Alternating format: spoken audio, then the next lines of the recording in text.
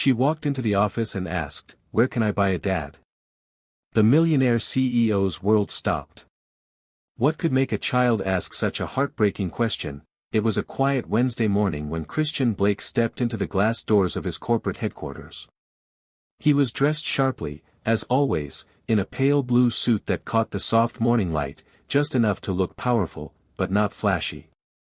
His brown hair was styled perfectly, not a strand out of place, and his blue eyes, normally focused, cold, unreadable, scanned the lobby like they always did.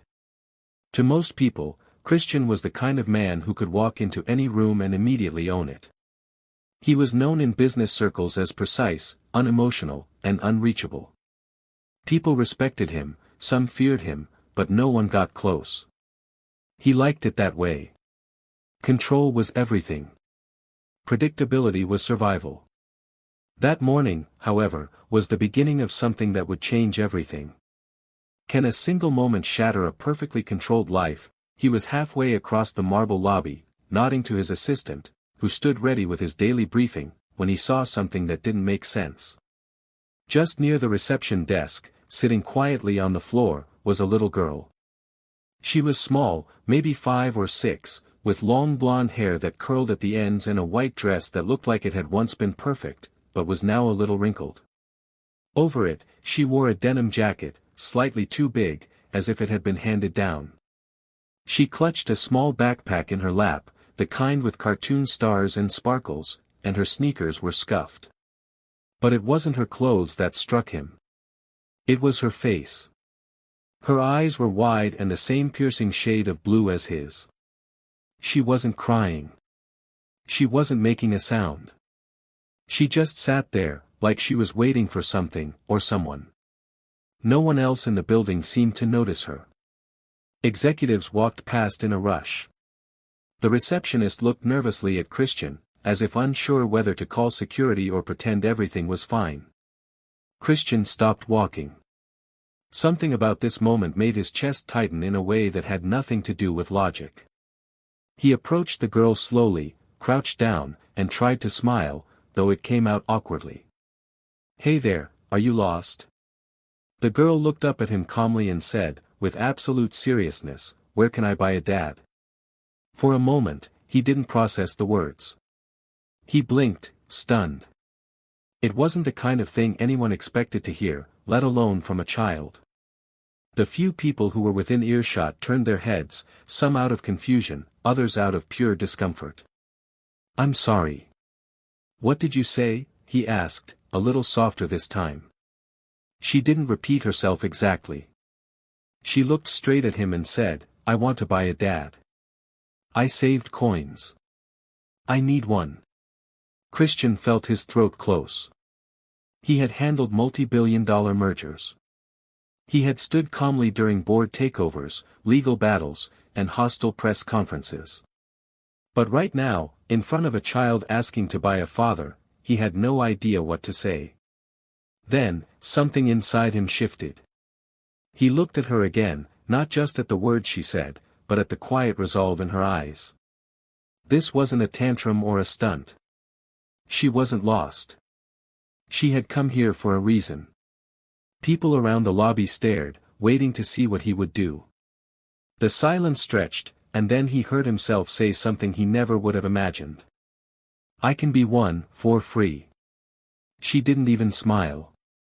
She simply reached out, wrapped her tiny fingers around his index finger, and said, "Okay, but if you're my dad, you have to help mommy.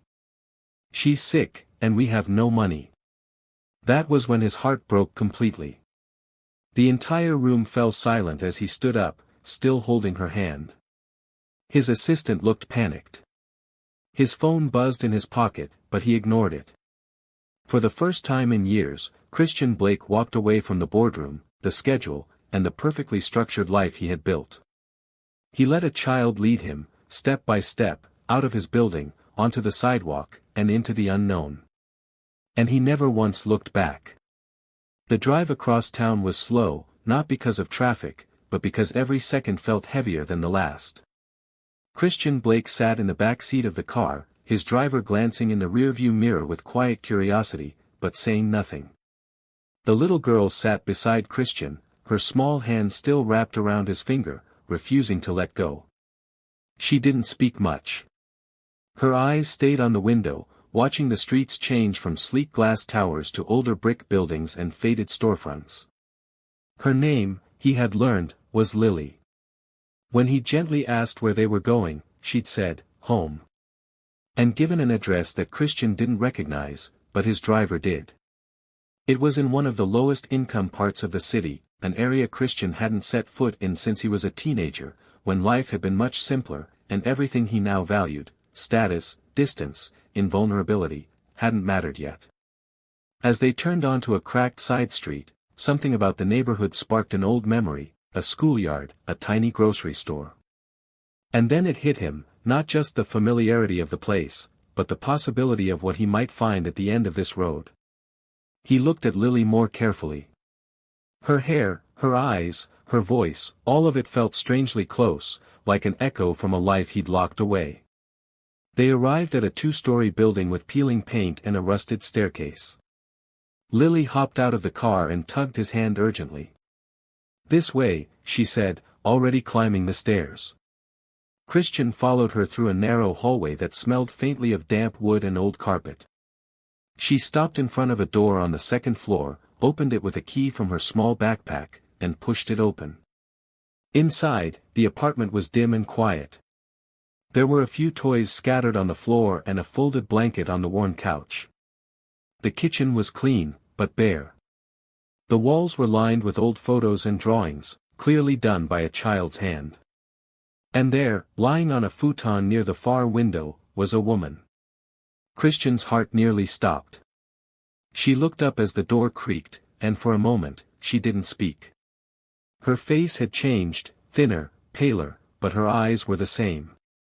Hazel brown, wide with surprise and something deeper.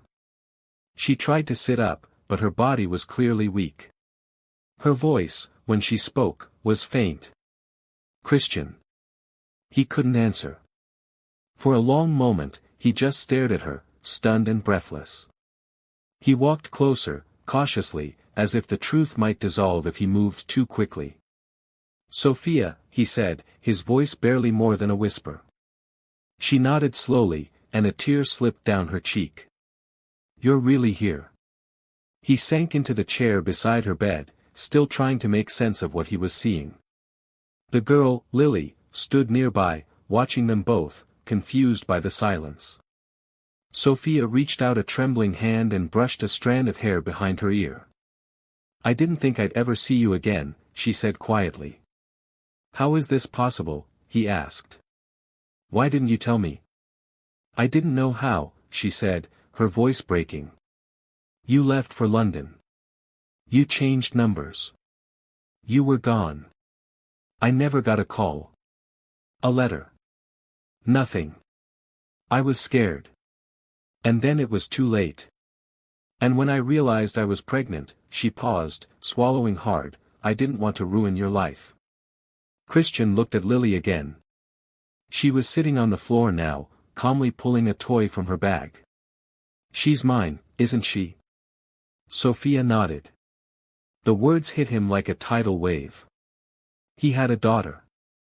A daughter who had walked into his office and asked to buy a father. A daughter who had been raised without him, by a woman he had once loved and somehow lost. He stood up, overwhelmed, pacing the small room. "How long have you been sick?" "A little over a year," she said. "It started small. Fatigue, dizziness. Then they found the tumor. And you didn't ask for help. I didn't think you'd care." Christian stopped. Those words stabbed deeper than anything. "I never stopped caring," he said. "I never stopped thinking about you." Sophia closed her eyes, trying not to cry. "I couldn't find you. And even if I did, you were so far from this life. I didn't think you'd even remember me." Christian walked back to the chair and sat down heavily. He looked at her, really looked at her, and saw not just a woman in pain, but someone who had fought for years to survive, someone who had carried their child alone, someone who had been left behind by more than just him. "I'm here now," he said. And I'm not leaving. Sophia looked away. She doesn't know everything. Just that her dad wasn't around. She knows more than you think, he said. She came looking for me. They sat in silence for a long time, broken only by Lily's soft humming in the corner. Christian reached over and gently took Sophia's hand. It was cold and fragile, but she didn't pull away. You need care. Real care. Not this, he said, looking around the apartment. You're coming with me, both of you. I can't just pick up and leave. I have bills, treatments. I'll take care of it. All of it. Sophia looked at him, eyes narrowed. Why? Because I should have been there, he said. And because I'm not going to let my daughter lose her mother. Not after everything. She didn't answer. But this time, when he stood and gently lifted her from the bed, she didn't resist. And as he carried her out of the apartment, Lily skipped behind them, not understanding the full weight of what had just begun, but knowing in her innocent way that something had changed, something big, something good. Christian didn't take Sophia and Lily back to his glass and steel condo overlooking the skyline. He knew it wasn't right. That place, while impressive, was cold, curated, and far too sterile for a woman fighting illness and a child who still carried around a stuffed bunny missing one ear. Instead, he brought them to his private estate just outside the city, a quieter place surrounded by trees and soft hills, with wide windows that let the sunlight in and a fireplace that had burned maybe twice in the last 10 years. It had been empty for a long time, meant for weekends that never came. But now, it felt like the only home that made sense. As they entered through the side door, Christian watched Lily's eyes widen. She didn't run or shout like some kids might. She just took it all in, the big wooden staircase, the quiet humming of the air vents, the smell of lemon polish and cedar. She held her mother's hand until they reached the guest suite, where the bed had been made with soft sheets that Christian had asked his housekeeper to put out just that morning. Sophia, still weak and pale, sat slowly on the edge of the bed. Her face showed gratitude, but also hesitation, as if she didn't know how to receive this kind of help anymore. Christian knelt in front of her, resting one hand lightly on her knee. You'll stay here as long as you need. Doctors will come. Everything's taken care of. You don't have to fight alone anymore. She looked at him, clearly exhausted, but there was a spark behind her eyes. I'm not used to people doing things for me. I know, he said. But let me do this. She nodded slowly, and her shoulders relaxed just enough to show she believed him, at least for now. That evening, Christian sat in his study, watching the security monitor quietly as Lily curled up next to her mom on the guest bed.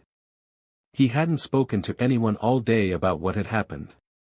No meetings, no calls, not even emails. His assistant had texted over a dozen times, but he let the messages pile up.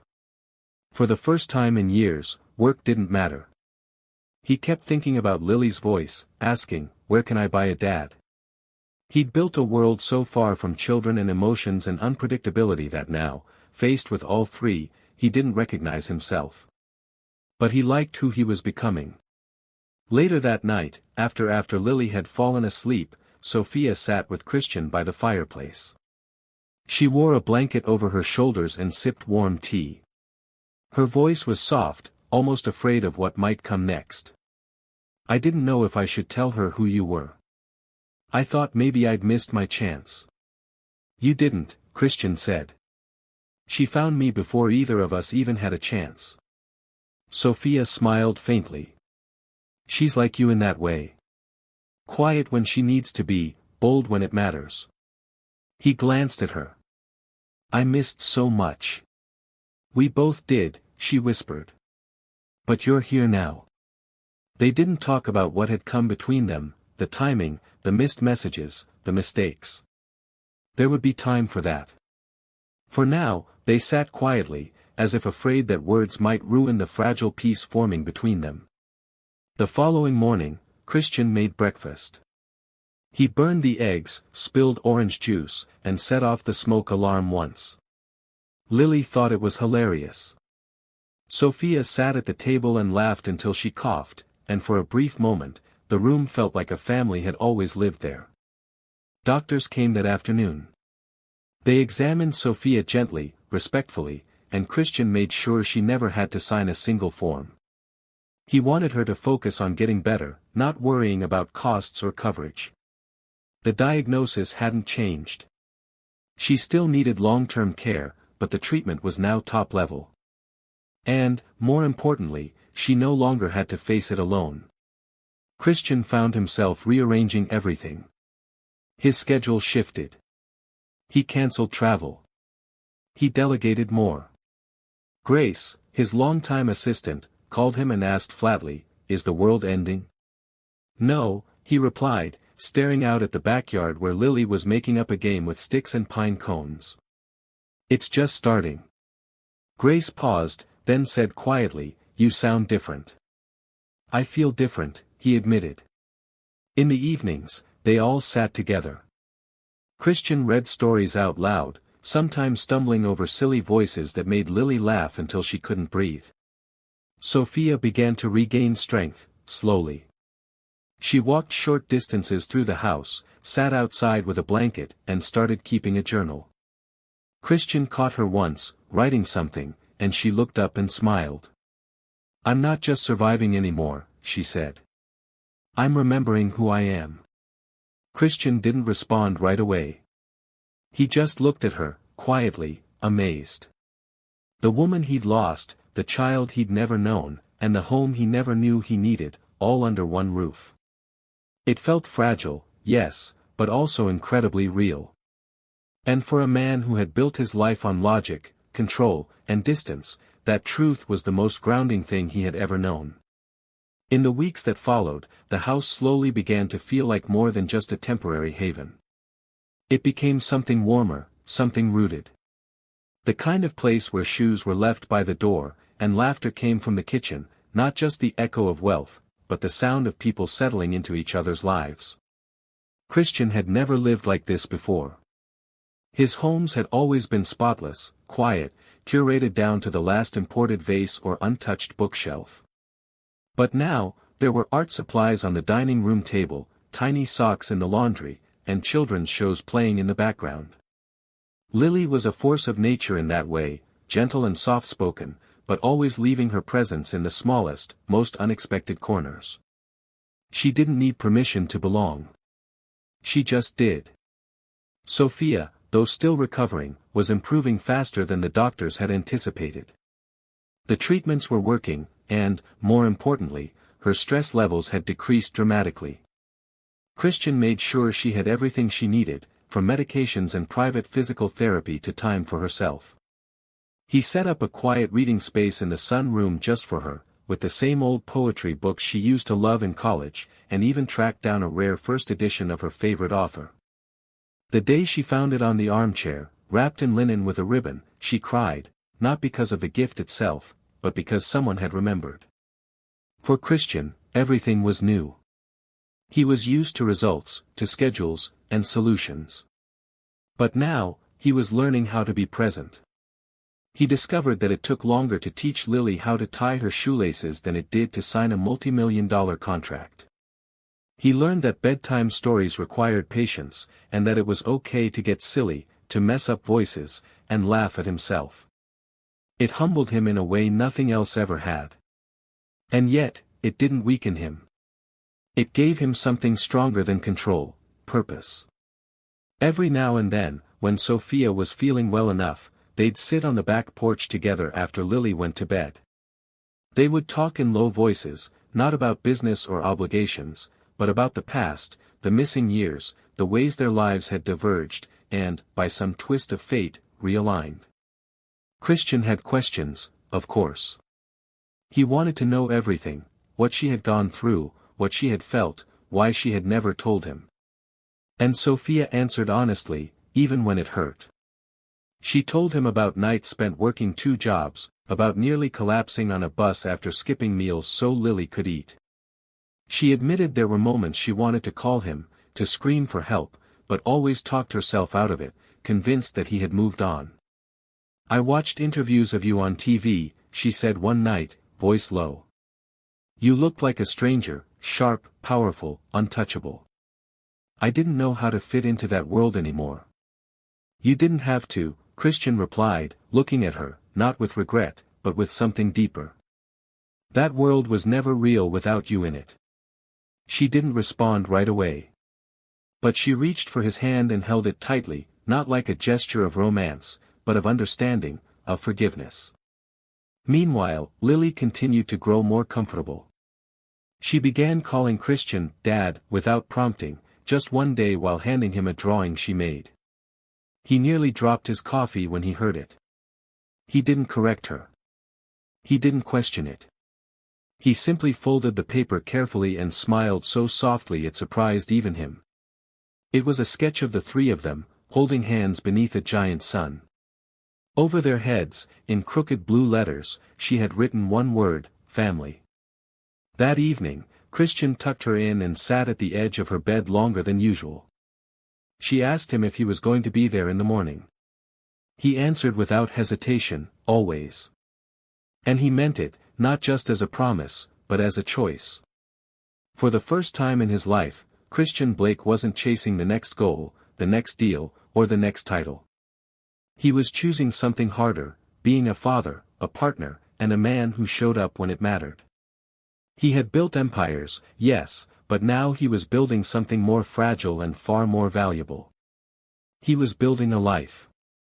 The first real test of this new life came not in the form of illness or legal complications, but in something surprisingly ordinary, a parent-teacher meeting at Lily's preschool. Christian had never been to anything like it before. The invitation had come home in Lily's backpack, a crumpled paper smudged with marker and crumbs.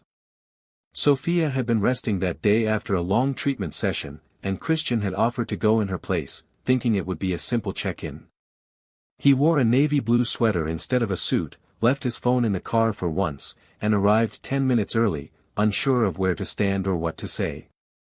He wasn't used to fluorescent lights and bulletin boards filled with construction paper handprints. He didn't know how to make small talk with other parents or sit on tiny chairs without looking completely out of place. When the teacher, Miss Howard, greeted him with a warm smile and gestured for him to sit, Christian awkwardly folded himself into a seat clearly not designed for someone over 6 feet tall. She opened a folder labeled Lily Blake and began walking him through her progress, how she was quiet but observant, how she always helped the other children clean up without being asked, how she once gave away her snack to a classmate who forgot theirs. Christian listened carefully, deeply focused, as if it were a business presentation. But as the teacher continued, she hesitated, lowering her voice slightly. She told me something last week, Miss Howard said, tapping her fingers gently on the edge of the folder. She said her dad used to live in the clouds, but he came down when she asked for him. That's how she described it. Christian froze. He wasn't sure what to say. A lump formed in his throat before he could speak. I just thought you should know, the teacher added gently.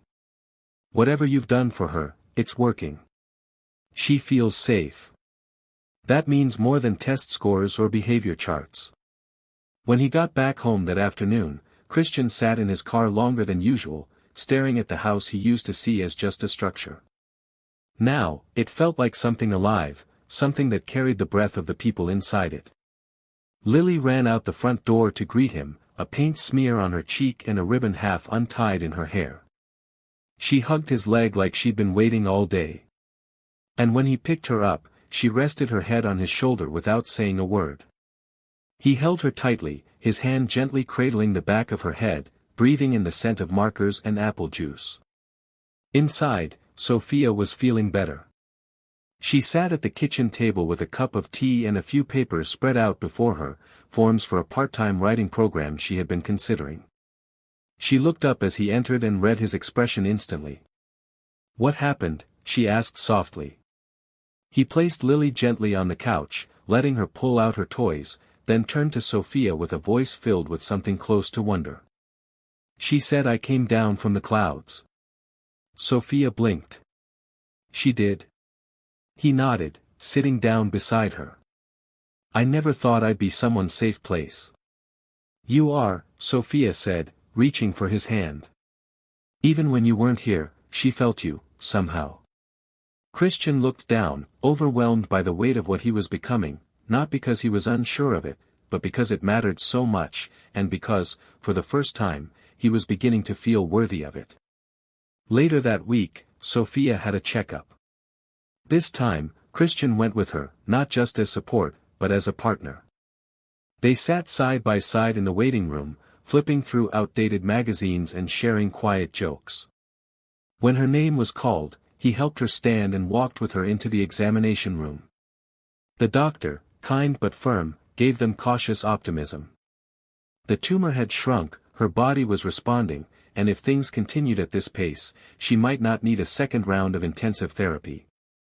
Sophia let out a shaky breath and leaned back in the chair, her eyes glistening with exhaustion and relief. Christian exhaled, feeling as if the air had been knocked out of him. "You're going to get through this," he said, more to himself than to her. Outside the clinic, they stood in the parking lot under a wide gray sky. Sophia looked up at him and said, "I didn't think I'd ever have anything to hope for again." He looked at her and replied, "Now you have a future, and I want to be in it." That night, they cooked dinner together. Well, Christian tried, and Sophia supervised from a stool, laughing when he oversalted the pasta and spilled half the sauce. Lily sat at the table, drawing again, another picture of the three of them, with hearts floating above their heads. She handed it to him with a serious expression and said, "This one's for your office, so you don't forget us when you work." He looked at the drawing, then at the child in front of him, then at the woman across the kitchen, and felt something he had never known before, the kind of peace that didn't come from achievement, but from presence. He folded the paper carefully and placed it inside his briefcase, not because he would forget, but because he never wanted to forget what really mattered. Fall arrived quietly, brushing its fingers over the city in fading sunlight and cooler evenings. The trees surrounding Christian's home began to blush with orange and red, and Lily, ever curious, collected leaves on their walks and kept them pressed between the pages of her coloring books. Life inside the house had started to move with a rhythm of its own, no longer dictated by emergencies or adjustments, but by small, gentle routines. Mornings were filled with soft chatter, toast, and the occasional spilled juice. Afternoons carried laughter from the backyard, where Christian had finally agreed to build a small wooden playhouse, mostly because Lily had asked so sweetly he couldn't say no. And in the evenings, as the sun dipped behind the trees, the three of them gathered for dinner, sometimes messy, always real. Sophia's health continued to improve. She had begun walking without assistance, climbing stairs slowly but with growing confidence. Her cheeks had more color now, and her voice, once quiet from fatigue, had begun to reclaim its natural strength. She spoke more openly, laughed more freely, and even started writing again. Christian had turned one of the guest rooms into a small study for her. He stocked it with journals, books, and a view of the garden that always seemed to calm her. It became her space, one where she could rediscover parts of herself that illness had tried to erase. She once told him that being in that room felt like remembering who she was before everything became survival. Christian, meanwhile, was changing in ways no one from his past world would have recognized. He still worked, of course, but less obsessively. He kept meetings concise, refused late-night calls, and took weekends entirely offline. His assistant, Grace, had stopped asking if he was feeling all right and instead started sending him parenting articles and notes like, "Lily's class has a field trip. Don't miss it." He appreciated that more than he let on. One night, after Lily had gone to sleep, Sophia found Christian in the kitchen, sitting with a cup of tea he hadn't touched. He looked distracted, eyes fixed on something invisible. She sat beside him and waited. When he finally spoke, his voice was soft and full of thought. "I spent years thinking power meant being untouchable. That if I could control everything, I'd be safe. But this," he gestured vaguely, "this is the first time I feel like I'm living." Sophia smiled at him, not with pity, but with understanding. "Because you finally let yourself be part of something bigger than you," she said. "And you didn't lose anything. You gained everything." Christian reached across the table, his fingers curling around hers. He hadn't planned to fall in love again. In fact, he'd thought that part of his life had closed long ago, locked behind doors of old memories and regret. But now, sitting across from the woman he had once lost and the child they had unknowingly created, he felt something solid take root in his chest. He was no longer running from silence or chasing success to outrun emptiness. He was still, and in that stillness, he felt whole. That weekend, they took a trip to a nearby lake. It wasn't extravagant or planned with precision. They packed snacks, sweaters, and Lily's endless supply of questions. They rented a small boat and drifted for hours across the water. Lily lay across their laps at one point, eyes closed, completely at peace.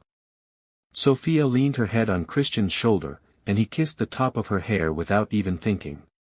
The moment required no words. It was one of those rare slices of time where nothing needed to be said because everything important was already felt. Later that night, while Lily slept in the back seat during the drive home, Sophia turned to him with a quiet smile and asked, "Did you ever imagine your life would look like this?" He laughed under his breath. "Not even close." "Do you miss the old version of it?" she asked. "No," he said. "I only miss that I didn't find this sooner." As the car rolled through the soft shadows of tree-lined streets, they drove forward into a life that neither of them had expected, but both knew they were meant to build. And for Christian, who had spent his entire adulthood chasing a sense of arrival, he finally understood that this ordinary, imperfect, beautiful moment, was it. He was already home. The first snow came earlier than expected, blanketing the city in white before Thanksgiving. It caught everyone by surprise, except Lily, who greeted the morning frost with squeals of delight and her boots on the wrong feet. Christian helped her into her puffy jacket while Sophia watched from the doorway, wrapped in a wool scarf, a faint smile on her face. She still tired easily, but the color had returned to her cheeks, and her laughter was more frequent now, lighter, as if something heavy had finally lifted. That morning, they built a crooked snowman in the front yard, complete with a carrot nose and one of Christian's designer ties, which Lily thought was the funniest thing she'd ever seen. He didn't mind.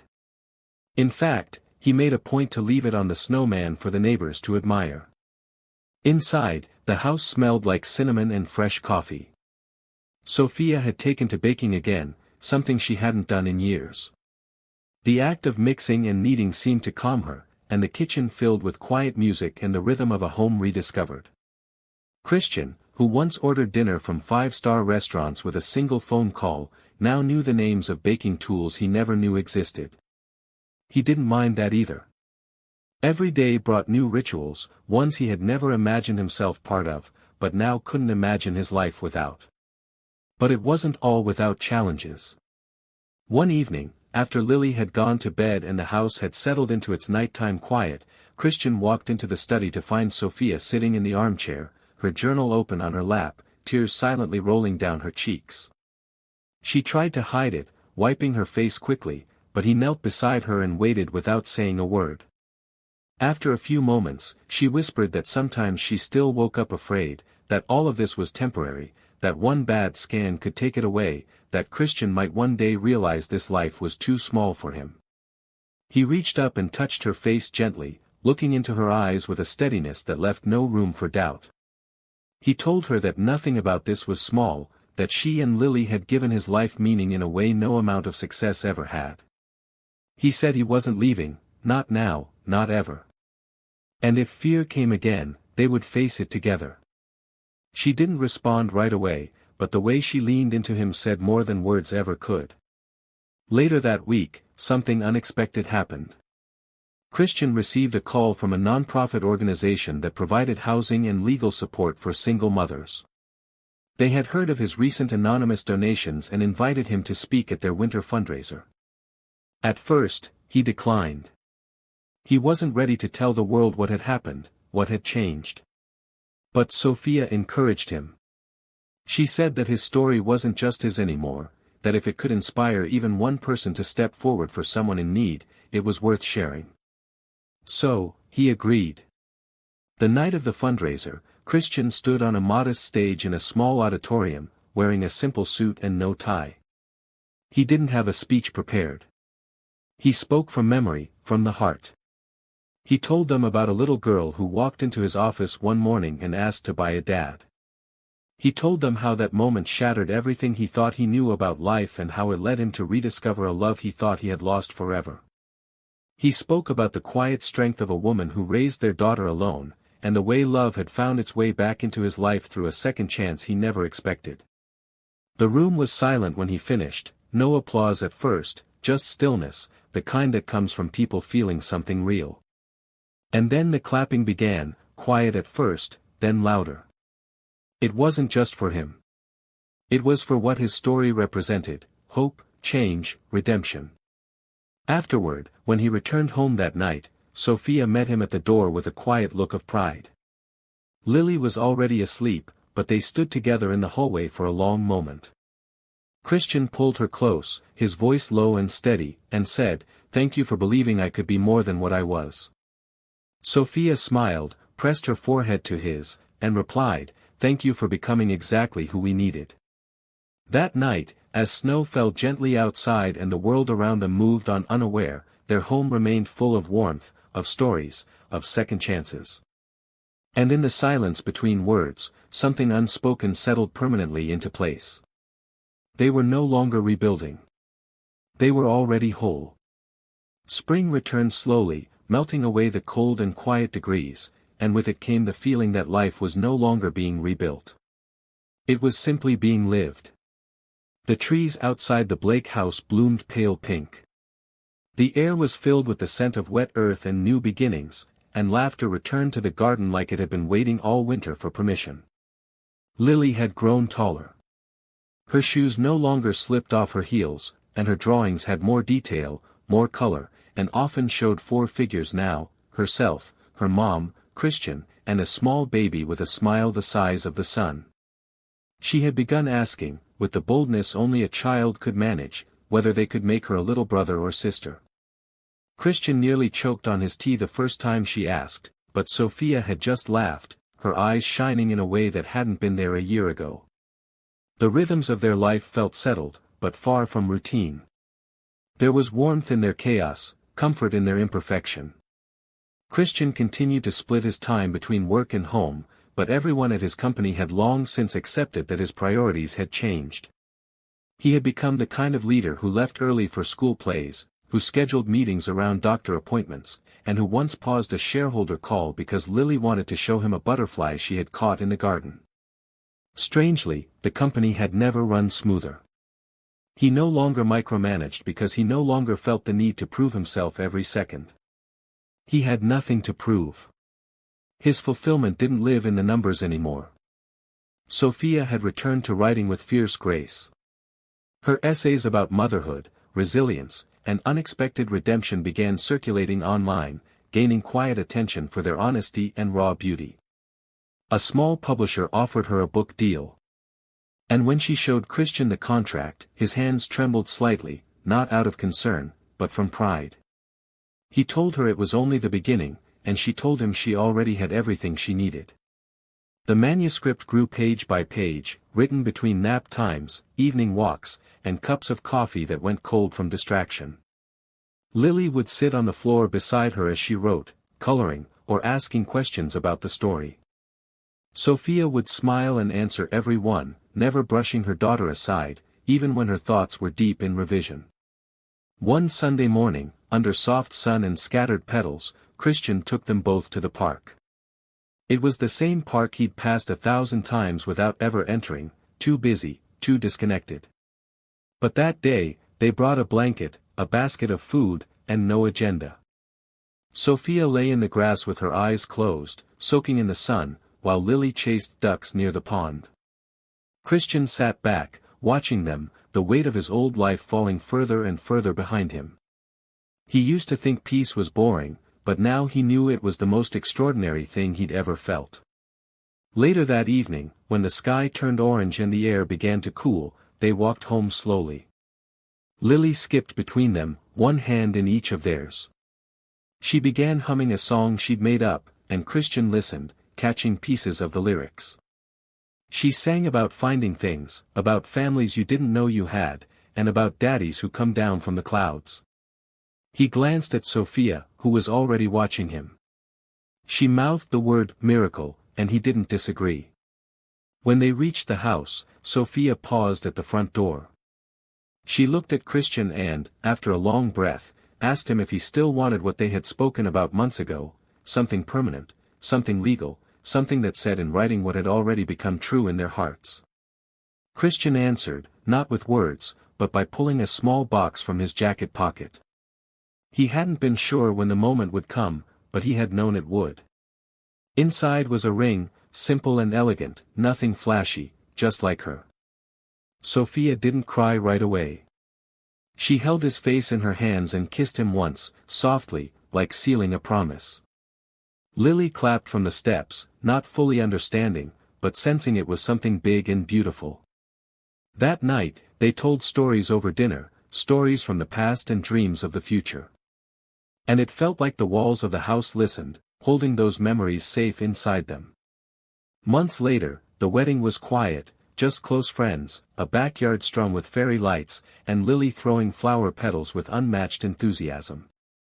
Sophia wore a dress she'd chosen herself, nothing extravagant, just something that made her feel strong and beautiful. Christian, in a tailored gray suit, looked at her like the world had finally made sense. They exchanged vows, not written by anyone else, but spoken in their own imperfect, honest words.